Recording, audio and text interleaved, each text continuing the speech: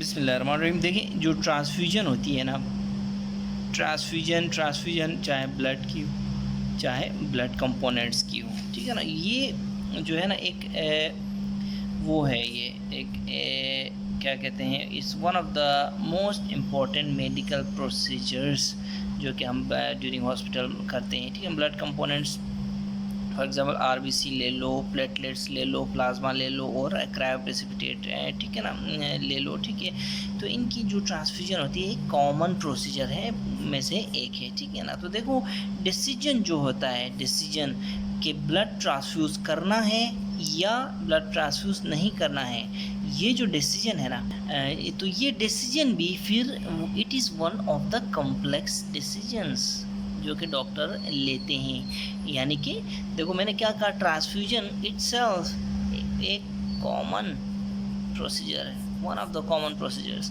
इसी तरह ये डिसीजन भी one of the complex decisions है, ठीक है, कि ब्लड पेशेंट को ट्रांसफ्यूज़ करना है या नहीं करना है, ठीक है ना। वो इसलिए देखें, कोई भी मेडिकल इंटरवेंशन दुनिया में ऐसी नहीं है कि जिसमें रिस्क ना हो, ठीक है ना। ये तो आपने याद रखना है, ठीक है ना। तो रिस्क में से खाली कोई भी मेडिकल इंटरवेंशन नहीं है, लेकिन हम इसी तरह हमारी जो ब्लड ट्रांसफ्यूजन है ये भी रिस्क से खाली नहीं है, लेकिन इसी तरह हम इसको क्या करते हैं, इसको जस्टिफाई करते हैं कि पेशेंट को इससे इमीडिएट बेनिफिट मिलेगा या लॉन्ग टर्म बेनिफिट भी मिल सकता है, ठीक है। तो इसीलिए हमें ये डिसाइड इस बेस पे करना होता है। देखिए, ब्लड जो है इट इज़ ट्रांसफ्यूज्ड एज क्या, उसके प्लेटलेट्स मैंने पहले भी बताया, एज आरबीसीज, जिसको हम पैक्ड आरबीसीज बोलते हैं, फ्रेश प्लाज्मा, ठीक है, और क्या बोलते हैं हम, क्रायोप्रेसिपिटेट, ठीक है ना।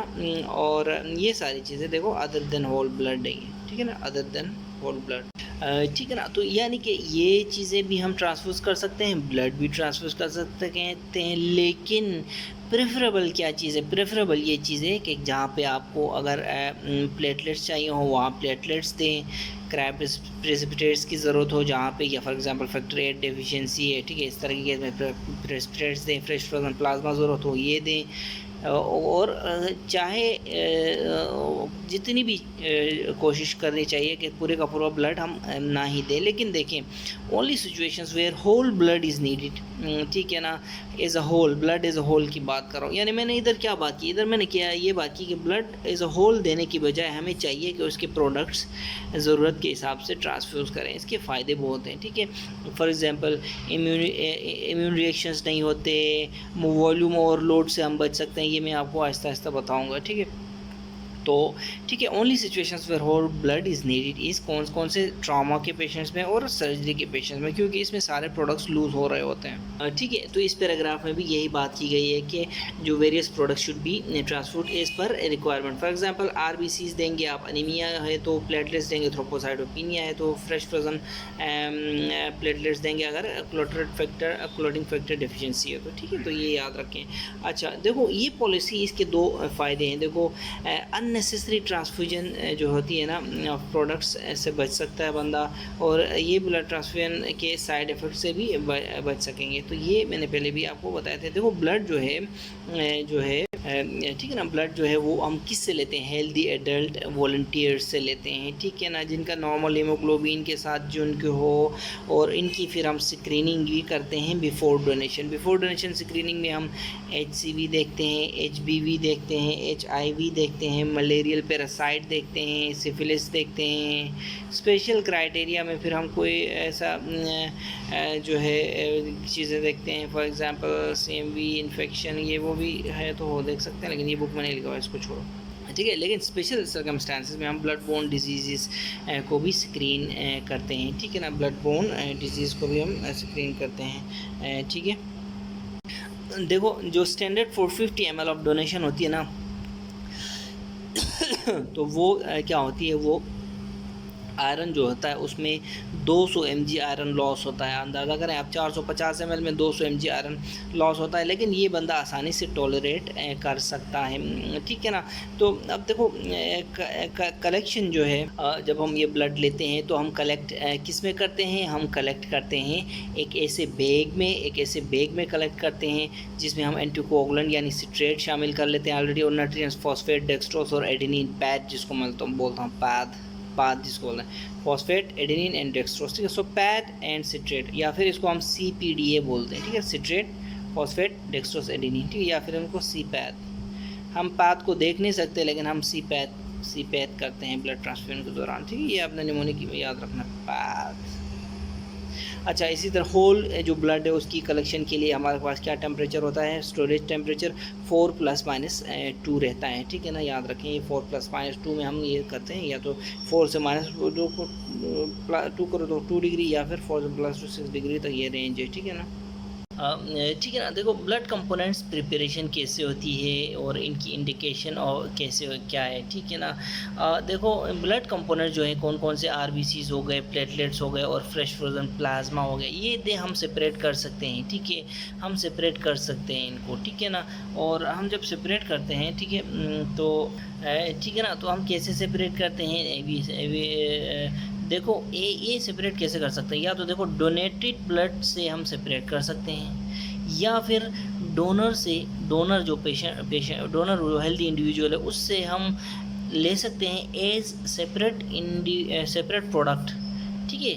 यानी कि एक बंदा है उसके अंदर से हम ये जो प्रोडक्ट्स हैं ये अलग अलग भी निकाल सकते हैं, और एज अ ब्लड पूरा भी ब्लड बाहर निकाल के उससे फिर अलग अलग भी कर सकते हैं इन प्रोडक्ट्स को, ठीक है ना। तो इसको हम कैसे कर सकते हैं अलग अलग, देखो बाई सेल सेपरेटर जिसको हम एफेरेसिस हम बोलते हैं, ठीक है ना, इस प्रोसेस को, ठीक है। अब देखो एक एक करके हम ये जो ब्लड प्रोडक्ट्स पढ़ेंगे, ठीक है। RBC सबसे पहले, RBCs are also known as packed cells, ठीक है, पेक्ड सेल्स। इसमें हम सेंट्रीफ्यूगेशन ऑफ होल ब्लड करते हैं और ऑल प्लाज्मा इज रिमूव करते हैं, सारे का सारा। और फिर हम इसमें क्या करते हैं, हम ऐड करते हैं सेम जी को ऐड करते हैं, और वो जो फिर ना हम प्रिजर्व करते हैं किसको, RBC को, ठीक है ना। ये सेम जी, ये क्या एस से क्या है, एस से हमारे पास है एक मिनट, एस से हमारे पास है सेलाइन, ठीक है। एस से हमारे पास क्या है, एस से हमारे पास है सेलाइन। ए से हमारे पास अगेन क्या है, एडेनिन, ठीक है, सेलाइन एडेनिन। एम से हमारे पास क्या है, मैनिटोल, एम से हमारे पास क्या है, मैनिटोल। और जी से हमारे पास क्या है, ग्लूकोज, जी से हमारे पास क्या है, ग्लूकोज, ठीक है ना। तो सेम जी, सही है। अच्छा, उसके बाद ये है कि फिर हम क्या करते हैं, प्रिजर्व करते हैं, ठीक है ना, इसी में RBC को, ठीक है ना। अब हमारे पास क्या है, हमारे पास है RBC, इसको हम क्या कहते हैं, रेड सेल कंसनट्रेट। इस रेड सेल कंसनट्रेट को हम गुजारते हैं किसके साथ, LDF के साथ गुजार। LDF क्या है, ल्यूको डिप्लीशन फिल्टर के साथ गुजार, ल्यूको डिप्लीशन फिल्टर, ठीक है, ठीक है ना। तो ल्यूको डिप्लीशन फैक्टर, ठीक है। इससे क्या होगा, ठीक है, देखो RBC को हमने गुजार दिया ल्यूको डिप्लीशन फिल्टर के साथ के थ्रू, तो अब इससे क्या होगा, इससे हम ल्यूको यानी WBCs को डिप्लीट करने में कामयाब हो जाएंगे, ठीक है। और उस कंसनट्रेट में WBCs कम हो जाएंगे। जब WBCs कम हो जाएंगे इससे क्या होगा, इससे ये होगा कि इम्यूनोलॉजिकल रिएक्शंस कम होंगे, ठीक है, इम्यूनोलॉजिकल रिएक्शंस कम होंगे, ठीक है। तो स्टोर जो होता है ना, स्टोर हम क्या करेंगे, RBCs को हम स्टोर करेंगे 4+-2, ये आइडियल टेम्परेचर है RBCs को स्टोर करने का। एक बार जब RBC स्टोर होती है तो 35 से 40 दिन तक ये आसानी से गुजार लेते हैं, ठीक है ना। और उसके बाद हम यूज़ कर सकते, 35 से 40 दिन के अंदर यूज़ कर सकते हैं। देखो इंडिकेशंस क्या हैं, पेक्ड सेल पेक्ड सेल के इंडिकेशंस क्या हैं, सीवियर अनीमिया हो गया, एल्डरली पेशेंट है, स्मॉल चिल्ड्रन है, और हाँ देखो ये स्मॉल चिल्ड्रन, ठीक है। इसी तरह ऐसा पेशेंट जो वॉल्यूम ओवरलोड होने का ख़तरा है, अगर हम पूरा का पूरा ब्लड उसको दे दें तो ये भी एक कैंडिडेट बनता है पेक्ड सेल्स इंडिकेशन की। If patient is immunocompromised, blood products को हम इरेडिएट करके क्या करते हैं, देते हैं, ठीक है, ठीक है ना। इसके अलावा देखो अगर हम इरेडिएट करते हैं किसी इम्यूनो कम्प्रोमाइज पेशेंट के लिए ब्लड प्रोडक्ट्स को, तो उससे क्या होती है, तो जो शेल्फ़ लाइफ होती है ना, जो शेल्फ़ लाइफ वो 14 डेज़ तक रिड्यूस हो जाती है RBC की। पहले हमने क्या कहा था, 35 से 40 दिन का था ना, तो इरेडिएशन के बाद 14 दिन हो जाती है।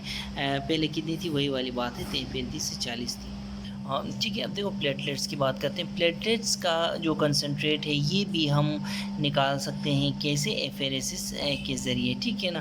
तो एफेरेसिस में हम क्या करते हैं, हम सेंट्रीफ्यूगेशन ऑफ होल ब्लड करते हैं, ठीक है ना, सर्टिफिकेशन ऑफ ऑल ब्लड, ठीक है। एफेरेसिस में, इसमें देखो एफेरेसिस, इसमें हम क्या करते हैं, fixed quantity of blood is collected, ठीक है, fixed quantity of blood is collected, वो भी बोलस में कहता हूँ, देखो वो भी बोलस में, ठीक है। इस फिक्स्ड क्वालिटी को हम क्या, क्वांटिटी को हम क्या कहते हैं, एक्स्ट्रा कॉर्पोरियल वॉल्यूम कहते हैं, इसको हम ECV, ठीक है, बुक में लिखा हुआ ECV, एक्स्ट्रा कॉर्पोरियल वॉल्यूम कहते हैं, ठीक है ना। ठीक है ना। तो इसमें एफेरेसिस में फिर हमारा जो रिक्वायर्ड कंपोनेंट, कोई भी कंपोनेंट RBC बोलो, प्लेटलेट बोलो, प्लाज्मा, जो भी चीज़ चाहिए अंदर से, that is collected in a bag, हम बैग में डालते हैं, और इसको फिर हम क्या कहते हैं, इसको हम कहते हैं collection bag, known as collection bag कहते हैं। Other components required are returned to the donor, ठीक है, और बस उसको डोनर को देते हैं, ठीक है, which are not required, other component which are not required they are return to the donor, ठीक है ना। तो ठीक है, तो एक जो एफेरेसिस से हमें इतना प्लेटलेट मिलता है, एक एफेरेसिस से जितना 6 पूल्ड डोनर प्लेटलेट कंसनट्रेट से मिलता है, ठीक है ना, 6 pooled random donor platelet concentrate से मिलके जितना हमारा प्लेटलेट निकलता है, बनता है ना पेशेंट के लिए, जो हम पेशेंट को देना चाहते हैं, वो बराबर होता है सिर्फ एक एफेरेसिस के ज़रिए करते हैं तो हमें उतना मिलता है। देखो यानी कि कहना चाह रहा हूँ कि एक एफेरेसिस से जितना प्लेटलेट मिलता है ना, वो बराबर होता है, is equal to 6 pool donor platelet concentrate, ठीक है, ये याद रखना है आप, ठीक है ना। तो ये भी एक फ़ायदा है, देखो एफेरेसिस का एक फ़ायदा है कि इससे हम इतना ज़्यादा प्लेटलेट हम निकाल सकते हैं, ठीक है, ठीक है ना। तो अब देखें कि जो 1 यूनिट ऑफ जो एफेरेसिस प्लेटलेट्स, ये खाली प्लेटलेट्स नहीं है, यहाँ पे याद रखें। तो ठीक है, 1 यूनिट ऑफ एफेरेसिस प्लेटलेट्स में क्या होता है कि शुड इंक्रीज़ प्लेटलेट्स बाय 3000 से 60,000, 30,000 से 60,000। देखो याद रखो, ये एफेरेसिस प्लेटलेट्स है, अगर खाली प्लेटलेट्स पूछे ना, खाली प्लेटलेट्स, उसकी अलग रेंज है, ठीक है, उसकी मेरे ख्याल से 10,000 के आसपास रेंज है, ठीक है। एफेरेसिस प्लेटलेट्स जो हम लाते हैं वो, क्योंकि ये कॉमन सेंस है ना, देखो एक एफेरेसिस प्लेटलेट अगर 6 पूल डोनर प्लेटलेट्स के बराबर है, तो अंदाज़ा करो अगर एक ये 30,000 से 60,000 में इंक्रीज़ करता है, तो ये तो 6 है, इसको फिर 6 से हमें डिवाइड करके एक निकालना पड़ेगा, ठीक है। तो ये कॉमन सेंस यूज़ किया मैंने इधर, थोड़ा सा आप भी यूज़ करें। इसी तरह प्लेटलेट्स जो हैं they are stored at 22 plus minus 2 degree centigrade in agitator, ठीक है, ठीक है। और एजिटेटर में 22 डिग्री सेंटीग्रेड में ये 5 दिन तक ये फंक्शनल रहते हैं हमारे प्लेटलेट्स। तो याद रखो, हम प्लेटलेट्स यूज़ क्यों करते हैं, क्योंकि ट्रीटमेंट करने के लिए, किसकी ट्रीटमेंट करने के लिए, ब्लीडिंग ड्यू टू, अगर प्लेटलेट काउंट कम होने की वजह से ब्लीडिंग हो, याद है वो नवाज शरीफ के जिसमें 10,000 हो गए थे प्लेटलेट्स। अच्छा, तो उसके बाद देखिए कि bleeding due to abnormal platelets, for example even counts normal भी हों, देखो काउंट्स प्लेटलेट को नॉर्मल भी हो, अगर प्लेटलेट एबनॉर्मल हो तो भी हम ये एफेरेसिस प्लेटलेट देते हैं, ठीक है। तो ठीक है, अब देखो सिंगल यूनिट ऑफ ब्लड से फ्रेश फ्रोज़न प्लाज्मा, देखो ये फ्रेश फ्रोज़न प्लेटलेट्स नहीं है, ये फ्रेश फ्रोज़न प्लाज्मा है, ठीक है।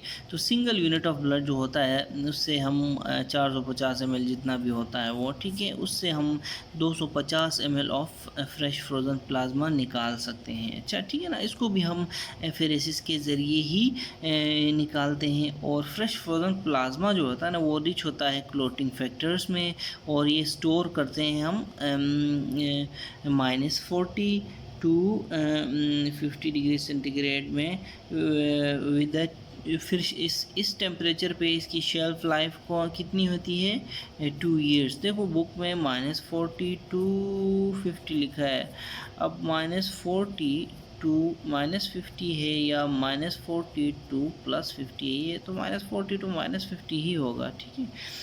अच्छा, इसी तरह देखो थाइंग, फिर देखो हम थाइंग एक प्रोसीजर होता है, ठीक है ना। थाइंग का प्रोसेस, हम जब प्लाज्मा देने लगते हैं ना, तो हम थाइंग करके 37 डिग्री सेंटीग्रेड जो है ना, इस तक हम इसको था करते हैं, ठीक है, 37 डिग्री सेंटीग्रेड तक था करते हैं, ठीक है।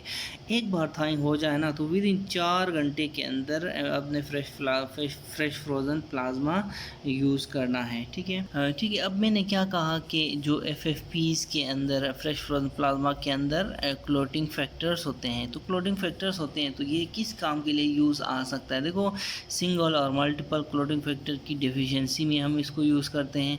लीवर डिजीज़ में हम क्योंकि लीवर डिजीज़ में लीवर ही तो बनाता है क्लोटिंग फैक्टर्स। ठीक है, इसी तरह रिवर्सल ऑफ वारफेरिन और डोज, तो हम क्लोटिंग फैक्टर्स देंगे। वारफेरिन क्लोटिंग नहीं कराता तो हम क्लोटिंग फैक्टर्स देंगे, यानी कि in the form of fresh frozen plasma.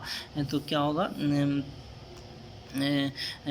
Warfarin का इफेक्ट रिवर्स होगा। इसी तरह कोआगुलोपैथी एसोसिएटेड विद मैसिव ट्रांसफ्यूजन, उसके लिए भी हम क्या करते हैं, फ्रेश फ्रोज़न प्लाज्मा देते हैं। देखिए, अब देखो क्रायोप्रेसिपिटेट आपको याद है कि हम कैसे लिखते थे क्रायोप्रेसिपिटेट को, इस तरह लिखते थे, क्रायोप्रेसिपिटेट लिखते थे। क्यों? क्योंकि ये फैक्टर 8 डेफिशिएंसी में यूज़ होता है। ठीक है, देखो 1 unit of fresh frozen plasma से फिर हम क्या करते हैं, 1 यूनिट ऑफ क्रायोप्रेसिपिटेट ले सकते हैं। देखो, ये हम क्रायोप्रेसिपिटेट देखो फर्दर फ्रेश फ्रोज़न प्लाज्मा से हम लेते हैं। देखो, ब्लड से हम क्या करते हैं, फ्रेश फ्रोज़न प्लाज्मा से फिर क्रायोप्रेसिपिटेट हम लेते हैं, याद रखें। ठीक है ना। हम इसको फिर स्टोर कहाँ करते हैं, -30 डिग्री सेंटीग्रेड पे, और शेल्फ़ लाइफ फिर कितनी बनती है, 2 साल। ठीक है ना। देखो, जिस तरह FFP भी 2 साल के लिए है शेल्फ़ लाइफ, इसी तरह इसकी भी 2 साल ही है। क्यों? क्योंकि हम इसी से ही तो निकालते हैं इससे। ठीक है, इसी तरह इसको याद रखना है आपने। ठीक है, देखो, रिच होता है प्रेसिपिटेट इन फैक्टर 8 में, और उसके बाद फिब्रिनोजन में और वॉन विली ब्रांड फैक्टर में ये रिच होता है। कौन? क्रायोप्रेसिपिटेट। 3 चीज़ें, फैक्टर 8, वॉन विली ब्रांड और फाइब्रिनोजन 8VF। ठीक है, ठीक है। अब हम पढ़ते हैं changes in the blood during storage storage के अंदर ब्लड में क्या चेंजेस आ जाती हैं। लेकिन उससे पहले मैं आपको कुछ चीज़ें दिखाता हूँ। ठीक है, तो ये देखें कि RBC जो पेक्ड सेल्स है ना, इसमें हम क्या मिलाते हैं, इसमें हम SAMG मिलाते हैं, SAMG। ठीक है, सेलाइन, एडेनिन, मैनिडोल और ग्लूकोज, ये हम SAMG इसमें मिलाते हैं। ठीक है ना। ये SAMG जो हम RBC में मिलाते हैं पैक्ड RBC के लिए, ये थोड़ा सा डिफरेंट है किससे, जो हम होल ब्लड में जो न्यूट्रिएंट्स डालते हैं उससे, उसका हमने CPAD हमने रखा था, CPAD। ठीक है, उसमें फिर क्या है, सिट्रेट है। ठीक है, फॉस्फेट है, डेक्सट्रोज है और एडेनिन है। ठीक है, तो ये आपने 2 चीज़ें याद रखनी है। कौन सी?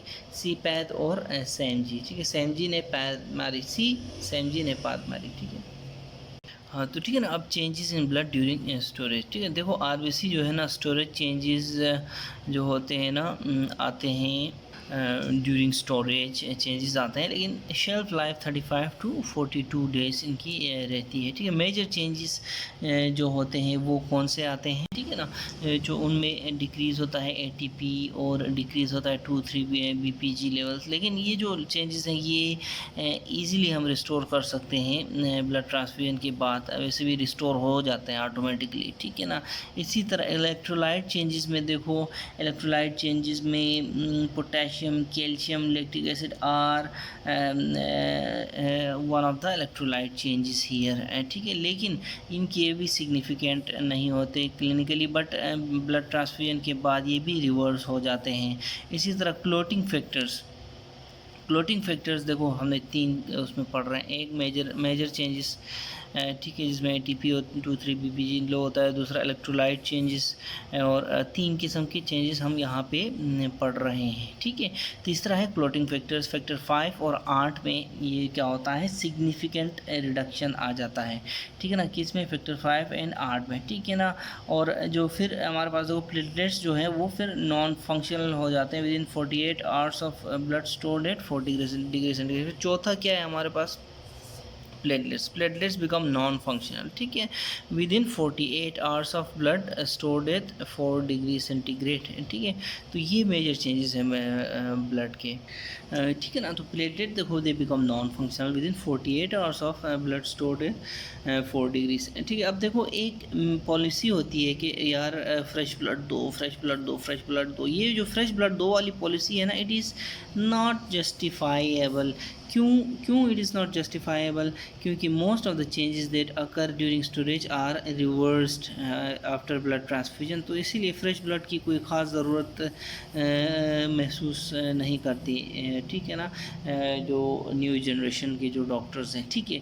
अच्छा, इसमें फिर फ्रेश ब्लड का कंसेप्ट नहीं बस ब्लड ही होता, वो इसलिए कि जो भी चेंजेस आती हैं ब्लड में ड्यूरिंग स्टोरेज वो रिवर्स हो जाती हैं आफ्टर ब्लड ट्रांसफ्यूजन, ठीक है ना। तो जो फिर द ओनली कंडीशन, मेडिसिन में हर जगह एक्सेप्शंस होती हैं, याद रखें, ठीक है ना। The only condition where fresh blood is required या फिर इट इज़ रिकमेंडेड, वो क्या है, ट्रांसफ्यूजन टू द नियोनेट्स में हम फ्रेश ब्लड इस्तेमाल करते हैं, ठीक है ना। देखो ब्लड एक प्रीशियस प्रोडक्ट है, ठीक है ना, वो ब्लड एक प्रीशियस प्रोडक्ट है, कीमती चीज़ें, और जो कल्चर हमने बनाया हुआ है कि ब्लड ट्रांसफ्यूजन, फ्रेश ब्लड दो, फ्रेश ब्लड दो, फ्रेश ब्लड दो, इसको प्रमोट नहीं करना चाहिए, ठीक है ना। और ये वैसे भी अगेंस्ट द स्टैंडर्ड्स गाइडलाइंस है ब्लड बैंकिंग के, ठीक है। अच्छा, रिमेंबर, देखो जब भी मैं रिमेंबर कहता हूँ तो वो बात जो होती है ना बहुत इम्पोर्टेंट होती है। जब भी मैं रिमेंबर कहता हूँ तो वो बात इम्पोर्टेंट होती है कि जब भी ट्रांसफ्यूजन कोआगुलेशन के लिए, अगर कोआगुलेशन के लिए ब्लड की ज़रूरत होना तो आप फ्रेश फ्रोज़न प्लाज्मा दे दें या क्रायो प्रेसिपिटेट दे दें, इनमें से एक दे दें, बजाय कि आप होल ब्लड आप देंगे, ठीक है। याद रखें, अगेन मैं बताता हूँ, अगर कोआगुलोपैथी के लिए आपको कोई ब्लड की ज़रूरत है तो आप हमेशा फ्रेश फ्रोज़न प्लाज्मा या फिर क्रायो प्रेसिपिटेट ये दे दें बजाय होल ब्लड देने के, ठीक है, ठीक है ना। अब देखो इंडिकेशंस ऑफ ब्लड ट्रांसफ्यूजन, इन देखो एक पिंट ऑफ जो ब्लड होता है वो कितना हीमोग्लोबिन रेज करता है, 0.8 ग्राम, ठीक है ना, बाई ऑलमोस्ट 0.8 ग्राम, ठीक है ना, तो नियर 1.1 ग्राम है, ठीक है। लेकिन ये देखो एक 70 kg पेशेंट में ये क्या करता है, 0.8 ग्राम करता है, तो ये एक डिप्रेसर है, ठीक है। वेट बहुत ज़्यादा इम्पोर्टेंट है। फॉर एग्ज़ाम्पल अगर यही पेंट आप उसको किसी बच्चे को दे दें, ठीक है ना, 7 साल के बच्चे को दे दें तो उसमें तो ज़्यादा भी कर सकता है, ठीक है। तो वेट ज़्यादा इम्पोर्टेंट है, ठीक है।